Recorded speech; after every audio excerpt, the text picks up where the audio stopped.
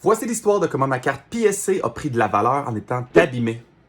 Donc, il y a une couple de mois, j'ai décidé de vendre ma Mewtwo V PC10 de Pokémon Go, la seule belle carte du set.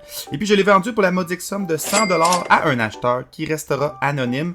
Et puis, lors de sa réception, il m'a fait part que le gars de Post Canada n'était pas content, donc il a garoché mon enveloppe d'un mur. Ma carte n'était pas protégée avec du carton, donc ça l'a fissuré le dessus de ma slab. Oula!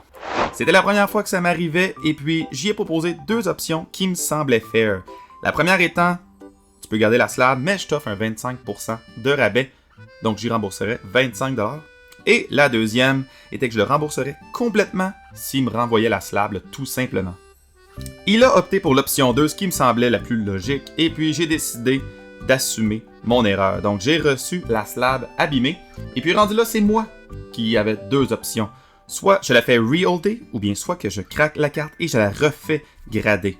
L'histoire, c'est que PSC ne combine pas les soumissions d'ensemble, donc aussitôt que la carte est prête, ils vont me la renvoyer. Donc même si reholder une slab coûtait moins cher, c'était beaucoup plus avantageux de la craquer et de la faire grader.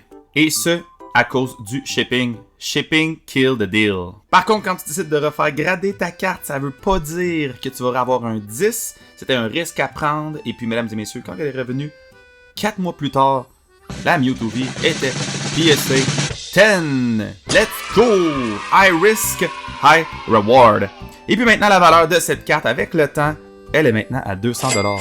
Voilà l'histoire de comment j'ai fait de l'argent en abîmant ma slab.